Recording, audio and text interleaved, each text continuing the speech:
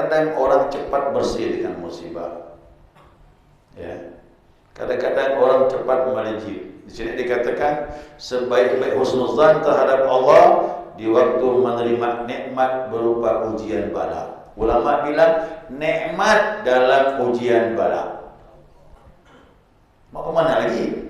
Kok musibah datang? Saya punya kawan waktu di ITB itu kena gempa. Dia bilang situ lah kata dia. Baru goncang ya tu kata dia. Goncang tanah itu terasa getarannya, udah semua menjerit semuanya. Siapa disebut? Mama ada lain lagi dah. Yang tak pernah salah pun nyebut Allah. Iya Pak. Yang tak pernah salah nyebut Allah. Itu yang pernah saya ceritakan. Sampai ada yang baca doa makan dia baca. Allahumma barik lana bima razaqtana gitu. Ini doa makan kata kawan. Kena tak tahu doa yang lain, doa makan yang paham.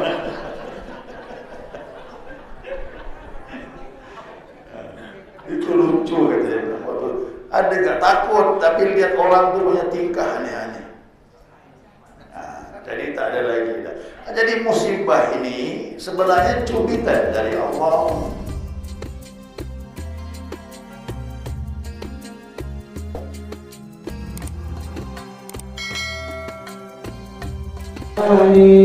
Ya Kutubu ya Rabbani, ya Kutubu ya Rabbani, Al-Haikali Nurani, Abdul Qadir Jailani, Amani, Abdul Qadir Jailani, ya Kutubu ya Rabbani, ya Kutubu ya Rabbani, Al-Haikali.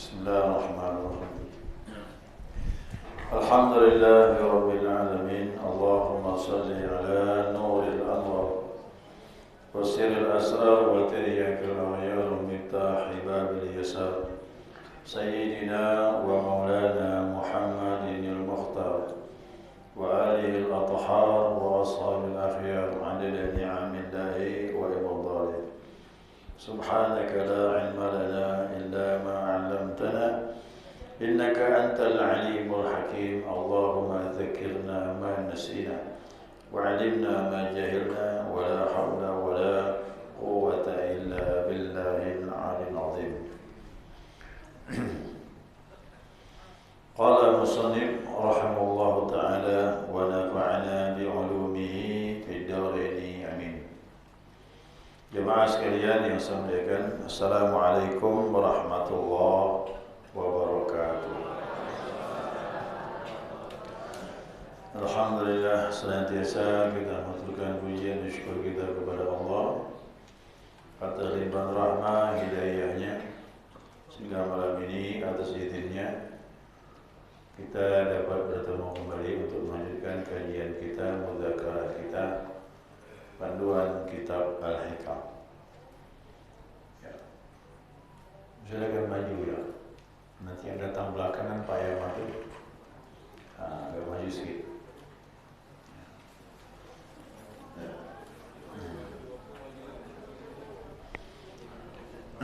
Baik, kata hikmah berikutnya.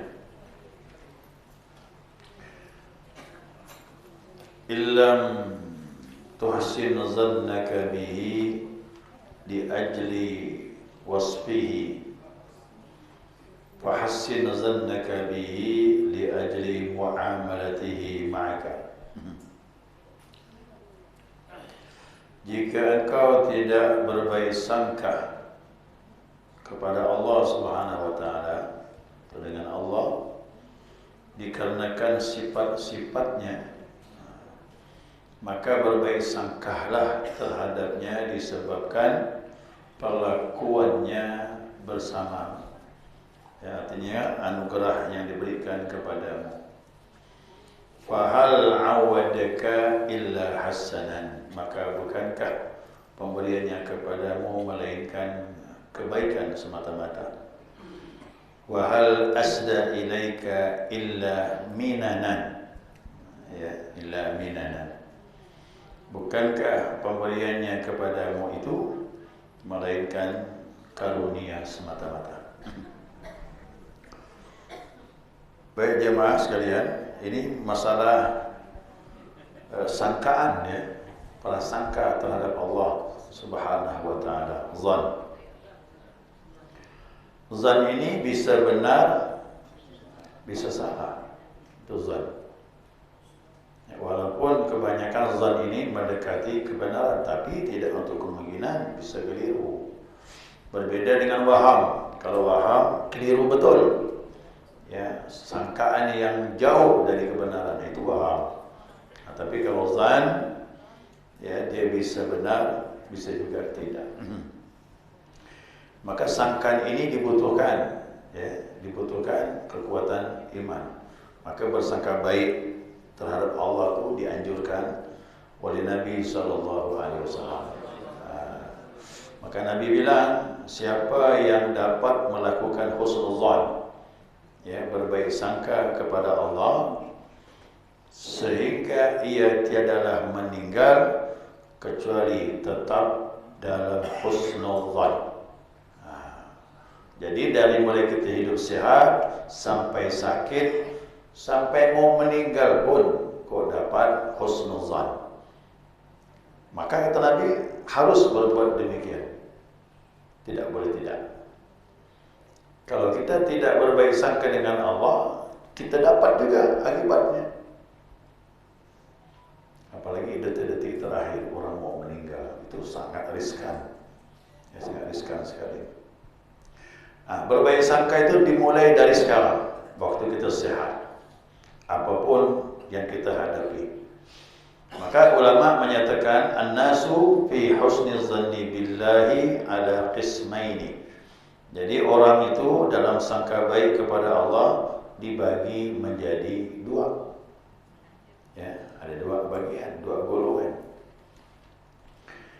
Yang pertama khawasun, yang kedua wa awamun. Ada orang yang khusus, ada orang yang awam kebanyakan.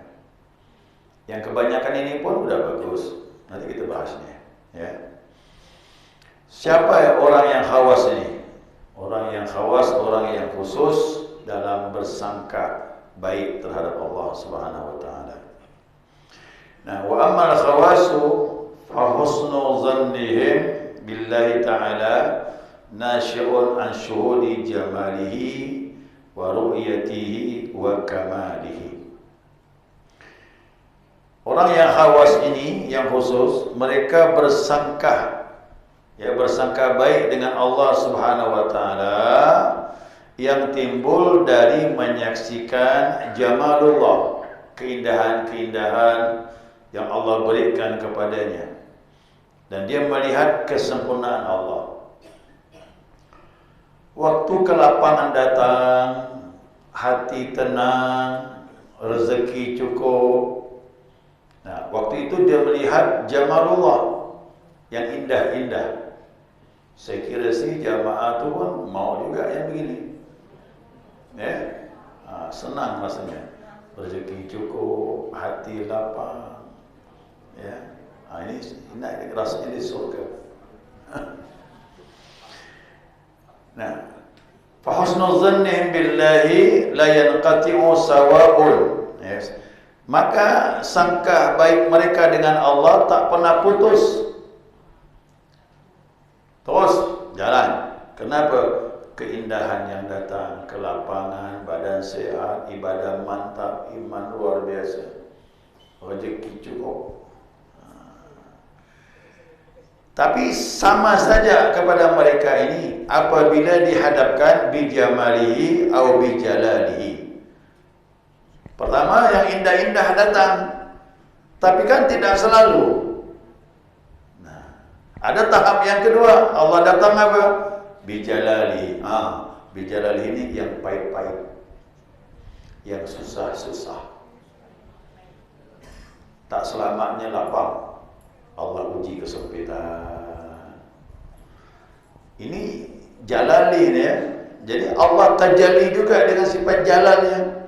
Tapi maaf, yang susah-susah itu menurut hawa nafsu susah. Menurut iman tak susah sebenarnya. Hawa nafsu yang tak terima. Ya? Jadi sama bagi mereka ini, yang sulit-sulit datang tak ada masalah. Dia melihat juga Allah tajalli dengan dirinya. Ingat, yang susah-susah juga datang dari Allah juga. Nah, kalau kita mau yang enak-enak saja, insya Allah tak mau. Wah, susah juga. Dalam pandangan ilmu tasawuf susah orang ini gitu deh. Kenapa dibilang?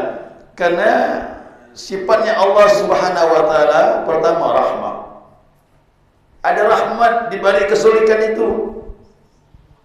Ada kasih sayang Allah di balik kesulitan. Cuma kita mau paham betul-betul nih. Apalagi warafah, ada kelembutan Allah di balik kesulitan itu. Wal karam, ada kemuliaan Allah berikan kepada kita di balik kesulitan. La yanqati, itu tak pernah putus. Jadi kalau kita memahami Allah, baik yang indah datang, yang sulit datang, di situ banyak hikmahnya. Bahaya juga kita kalau datang itu semuanya yang menyenangkan. Oh, bisa lupa nanti, bisa bergeser iman. Ya, bisa bergeser iman.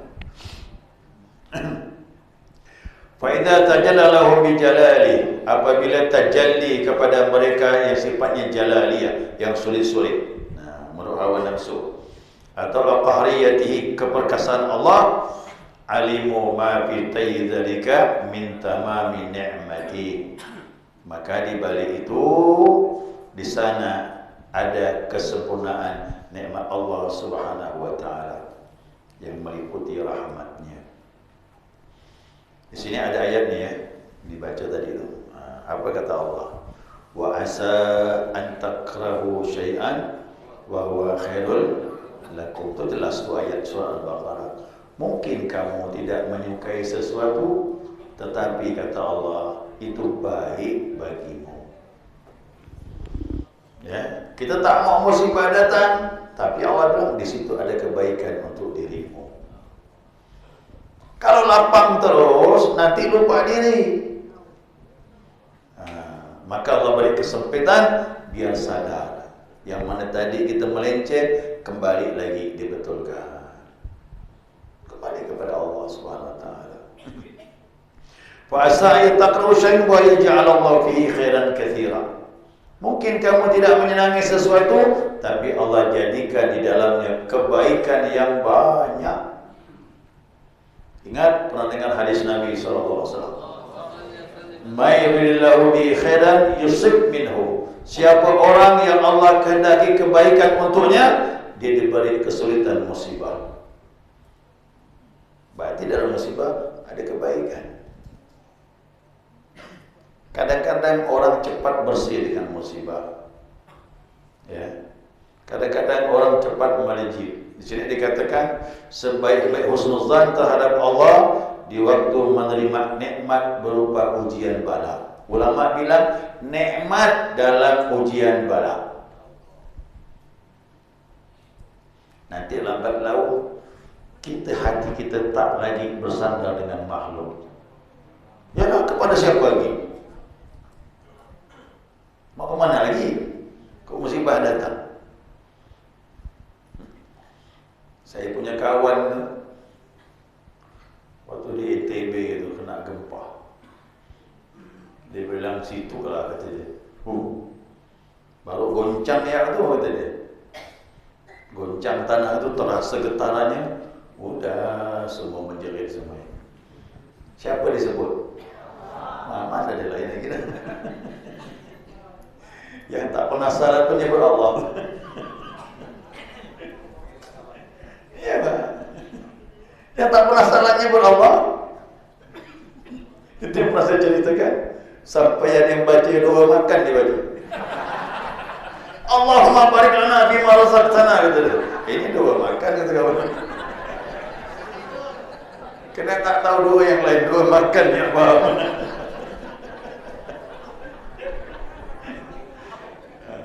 Itu lucu kata dia. Waktu ada gak takut, tapi lihat orang tu punya tingkah aneh-aneh. Jadi tak ada lagi dah. Jadi musibah ini sebenarnya cubitan dari Allah. Biar sakit buat terasa. Yo kata Allah, aku cubit kau ni, kembalilah dengan aku. Ya, suruh kembali itu. Cubitan-cubitan dari Allah Subhanahu wa taala. Faquliba alaihim syuhudur rahmah bil jamal. Jadi dia dikuasai penyaksian rahmat Allah, baik indah ataupun sebaliknya sama. Padama husnul zannihim ala kulli hal. Jadi dia berbaik sangka kepada Allah dalam setiap keadaan. Ini orang yang khusus. Yang indah datang, yang sempit datang sama. Dia bilang dari Allah juga munculnya. Nah ini kita maaf agak berat ni. Ya, tapi kalau bisa mampu macam ini, wah ini kita masuk orang khusus. Ya, orang yang khusus. Ya. Nah, kalau saya buka kitab Syekh Abdul Qadir Al-Jailani qaddasallahu sirrahu dalam kitab Baitur Rahmani, Fuyudatur Rahmani berdasarkan Allahumma salli ala Muhammad. Lupa saya kitab Baitur Rahmani berdasarkan. Di situ dikatakan kalau Allah berkehendak baik sama seorang hamba, Allah uji dia dengan musibah. Dia bisa mengendalikan, datang lagi lebih berat sedikit. Lalu dia mengadu sama orang beri solusi dan sebagainya, tapi musibah tetap jalan. Ngadu lagi kepada yang lebih baik dari yang pertama. Ngadu, akhirnya ngadu sama ulama sekalipun. Ulama cuma bisa beri nasihat. Akhirnya kemana dia pergi ikhtiar, tidak ada penyelesaian. Kemana dia pergi kata Abdul Qadir Jailani? Terakhir dia hanya pergi kembali kepada Tuhannya. Kalau Bapak Ibu dah mengalami ini, sudah tak bisa lagi dah. Kemana aku dah mengadu? Kalau bukan hanya kepada Tuhanku, sumber segala sesuatu. Oh, ini sudah mantap dah. Indah macam ini. Maka kata Abdul Jailani, maka dia pun berbolak-balik di hadapan Allah seperti mayat yang dimandikan, pasrah. Setelah itu apa terjadi? Allah kukuhkan imannya, Allah angkat derajatnya. Kalau dia bisa tetap bertahan, maka Allah pilih dia. Jadi tak bisa kita berburuk sangka. Ya, apapun yang terjadi, maka yang pahit-pahit itu jalani saja. Ya, ada hikmah di balik itu semuanya. Nah, kemudian sampai ada orang yang mau meninggal, tu kan? Jadi datangi Nabi SAW. Abu Sa'id Al-Khudri berkata, Rasulullah besuk orang yang sakit. Ya, lalu Rasulullah bertanya kepada orang yang sakit itu, bagaimana sangkaanmu kepada Allah? Nabi tanya itu ya. Nabi tak seperti kita ini. Kita paling bilang sabar, ya, ingat Allah. InsyaAllah dosa kita diampunkan Allah. Allah lipat gandakan kebajikan kita. Itu yang nasihat kita kan orang sakit. Tapi Nabi tidak. Nabi cuma tanya, hai fulan, bagaimana sangkaanmu sekarang dengan Allah?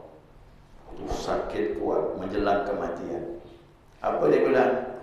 Husnul zan, aku masih berbaik sangka dengan Allah. Kata Nabi, sangkahlah sesukamu kepada Allah.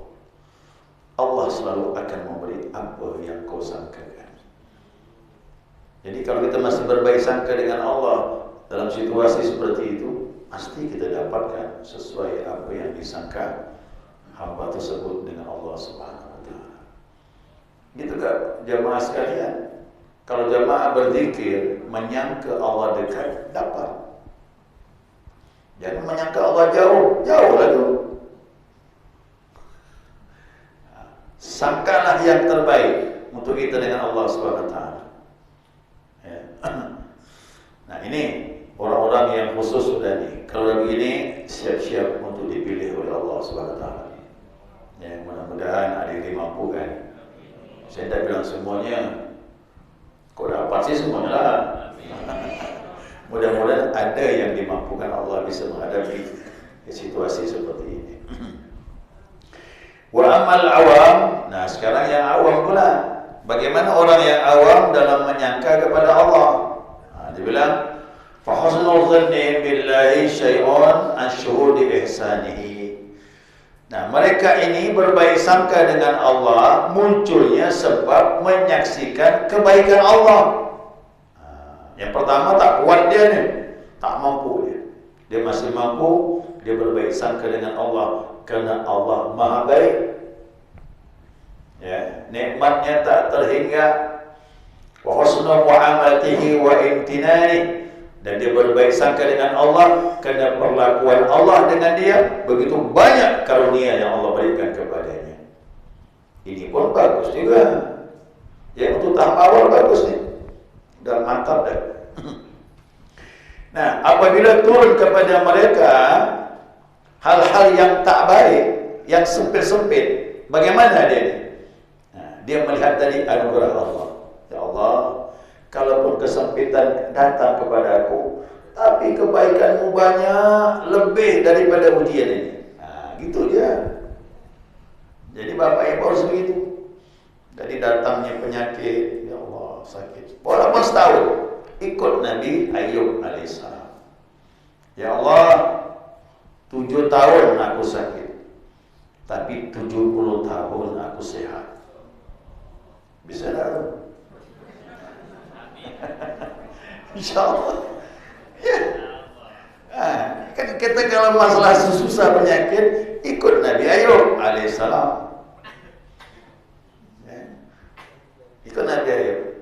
70 tahun aku sehat ya Allah. 7 tahun sakit. Nikmatmu masih banyak. Begitu dapat kekayaan, ikut Nabi Sulaiman. Apa dia? Hadza min fadli rabbi ashkuru am akfur. Ini keutamaan dari Allah diberikan kepadaku, kerajaan yang besar. Allah uji aku, apakah aku bersyukur atau kufur. Begitu. Kekayaan ujian juga. Ujian kekayaan, miskin ujian, kaya pun ujian. Yang miskin itu tak lepas dari ujian, maaf, menyalahkan keadaan, menyalahkan maaf, apapun disalahkan. Yang bahayanya itu menyalahkan Allah. Ya Allah, 20 tahun, 50 tahun aku ibadah, kenapa kesulitan datang? Ini berbahaya. Allah pula disalahkan. Padahal di situ ada hikmah kebaikan, cuma dia tidak paham. Jadi banyak kita ni. Jadi nabi-nabi sebelum itu sebagai suri tauladan. Ya, kita ikut. Suri tauladan yang sempurna ittiba kepada Nabi kita Muhammad sallallahu alaihi wasallam. Nabi kekayaan pernah datang, kemiskinan pun pernah datang, kelapangan pernah datang, kesempitan pernah datang. Cukup Nabi. Ya, tidak ada terlalu, semuanya dilalui oleh Rasulullah sallallahu alaihi wasallam. Nah, jadi kelompok yang kedua ini, yang awam ini, mereka melihat yang datang kepada mereka semuanya kelembutan anugerah Allah. Dia ingat pemberian Allah yang dulu sampai sekarang masih banyak anugerah yang melimpah kepadanya. Tapi kadang-kadang orang bisa keliru juga dengan pandangan ini. Bisa jadi yang tak baik, begitu anugerah banyak, datang kesulitan, dia pun mengeluh kepada Allah, lupa dengan anugerah yang begitu banyak diberikan Allah Subhanahu wa taala. Oh, ini berbahaya kata ulama. Ya, jadi obatnya cuma satu saja. Begitu kesempitan datang, ujian datang, penyakit datang, musibah datang, bilang sama Allah, ya Allah, ini musibah tak sebanding dengan nikmat yang Kau berikan kepadaku. Selesai. Cuma itu saja adab yang paling bagus. Ya, itu adab yang bagus. Nah, maka di sini dikatakan kalau yang pertama dia melihat sifat Allah Maha Baik, sifat Jalal datang ada hikmahnya yang terbaik, sifat Jamal datang pun ada hikmah yang terbaik, sama pandangan dia. Tapi yang kedua, dia masih berbaik sangka dengan Allah karena pemberian Allah begitu banyak kepadanya. Ya. Maka yang terbaik yang pertama. Yang kedua pun sudah baik. Ya. Telah bersabda Nabi SAW. Nabi bersabda, "Wahibbullah lima yu'adzikum bihi min ni'matihi." Cintailah Allah dikarenakan pemberianmu, disebabkan ia nikmatnya begitu banyak. Jadi bisa, jamaah bisa mencintai Allah sebab nikmatnya begitu banyak. Ada jalan. Ya, walaupun ini belum sempurna, tapi jalan.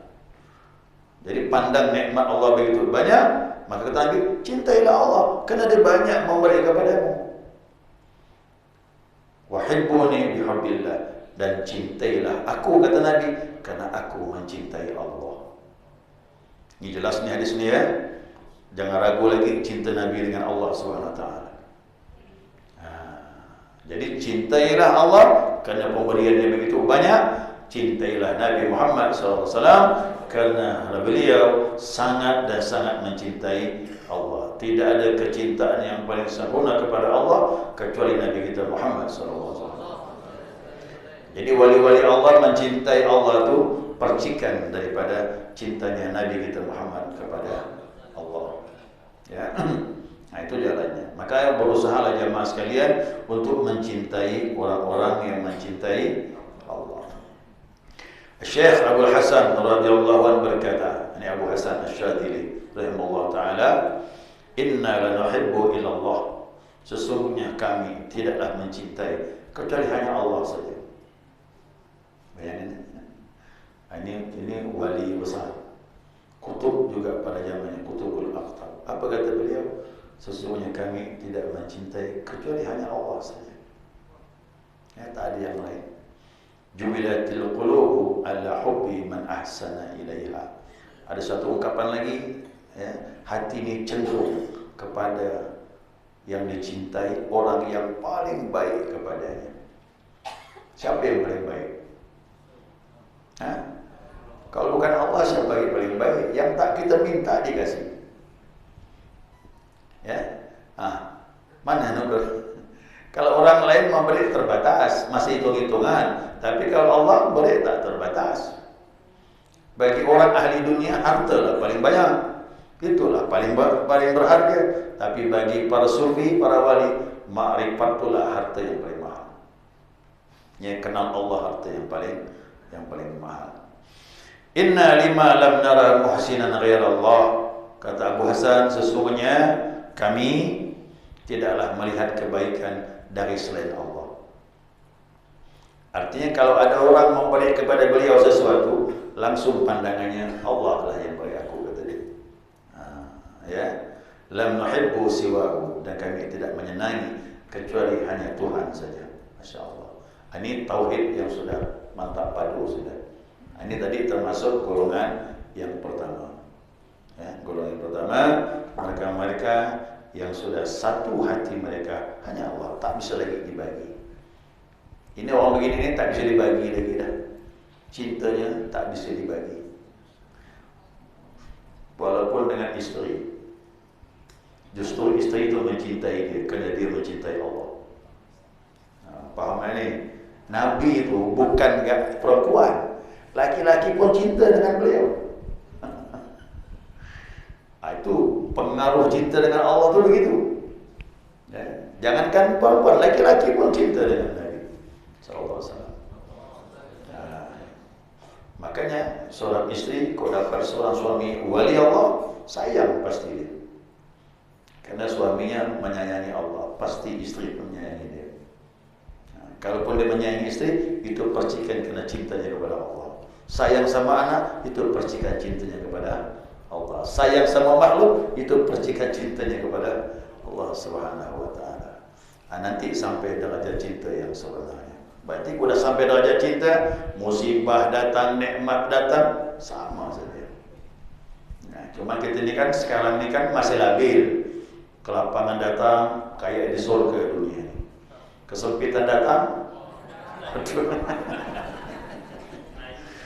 masih labil gitu. Kita kan belum kan betulkan iman kita. Ada ilmu, beramal. Saya ajak jamaah sekalian, mantapkan hati dengan tauhid, dengan zikir. Nanti akan sampai derajat ilahi tamasudi. Yang kedua, waridhaka, ayat ketiga. Arti kalau sampai yang ketiga ni, bala datang, nikmat datang sama. Sama ya. Cuma perlu proses. Jauh saja proses. Mudah-mudahan kita bisa melalui itu. Ya, melalui insya-Allah. Amin ya rabbal alamin. Baik jamaah, kata ulama bilang, ini ulama yang bilang, hati-hati dia bilang, ingatlah perkara ini. Ya, ambillah masalah ini, masalah yang besar. Kadang diremehkan ada ibadah, orang yang zuhud dia tergelincir dengan masalah ini. Begitu sifat jalaliyah datang, kadang dia masih goyah. Tapi kita berusaha untuk bisa menghadapinya. Juga berkata seorang ulama sufi, al-arifu man arafa syada'id az-zaman fi altafil jariyatin min Allah alaih. Orang yang arif mengenal Allah itu, yakni orang yang mengenal pada masa kesempitan di dalamnya ada kelembutan kasih sayang Allah kepada dia. Wa arafa isa'atuhu fi ihsanihi lillahi ta'ala. Dan di dalam hal yang tak baik datang kepada dirinya, di situ ada kebaikan dari Allah Subhanahu wa taala. Jadi tak boleh buruk sangka dengan hal-hal yang menyakitkan di dunia ini. Itu ada hikmahnya. Ya, justru Allah mau pilih kita, boleh jadi. Ya, makanya saya tak mau berburuk sangka. Ada orang ahli ibadah, orang banyak buruk sangka. Pak Ustaz tu ahli ibadah, tapi musibah datang terus. Tak usah begitu. Itu Allah yang hanya tahu. Saya takut termasuk yang dibahas ni. Ya, boleh jadi dia termasuk yang dibahas ni. Dia tak jahat dengan orang baik, ibadahnya istiqamah, tapi musibah datang terus. Hati-hati. Mungkin Allah mau pilih dia. Mana kita tahu? Jangan buruk sangka dengan Allah. Ya tak boleh. Ya, sekira cukup. Mudah-mudahan dapat dipahami. Mungkin ada pertanyaan, silakan. Yang pertama dan berikutnya. Sehingga harusnya dengan bertambahnya umur, bertambahnya pengalaman, bertambah yang kita rasakan, kita semakin bisa memahami nikmat yang kedua itu. Kemudian ini maksud saya, bagaimana menurut Ustaz pendapat yang saya sampaikan ini? Itu memang tidak harus sekali, dia harus berulang-ulang. Sekali kita belum paham, makanya terasa sakit. Boleh jadi 2-3 kali pun kita belum paham, karena sakit yang kita rasakan. Nah, karena kita masih termasuk mungkin di bawah yang awam tadi. Kalau masuk yang awam tingkat ini, dikatakan kita udah bagus. Dia masih membandingkan, ya Allah, kesempitan datang, tapi nikmat-Mu masih lebih banyak dibandingkan kesempitan yang Kau berikan. Itu udah bagus. Tapi yang tadi saya katakan itu di bawah sekali itu.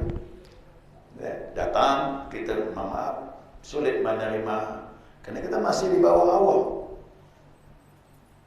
Dan Allah semula-mula masa ini nanti, masa itulah umur bertambah, pengalaman bertambah, amal istiqamah, semakin kita memahami apa hikmah kesempitan-kesempitan dari sifat jalaliyah itu yang muncul.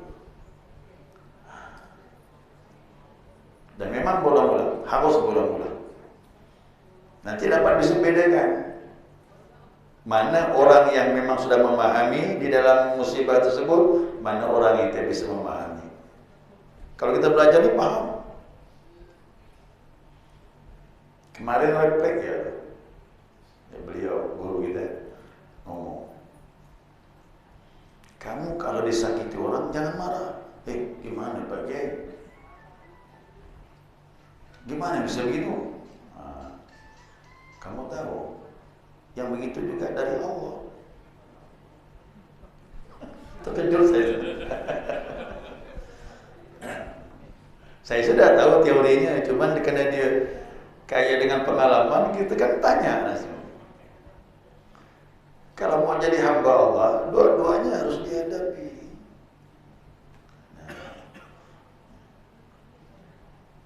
Paham gak dia? Belum, saya bilang. Wah, diurai begini. Ini nih, sifat jala, sifat jama. Dan dia tak pernah mengeluarkan sifat jala jama. Itu kita paham teori, tapi dia menjelaskan bahwa segala sesuatu berlaku atas sifat-sifat Allah yang muncul. Dia juga punya mau.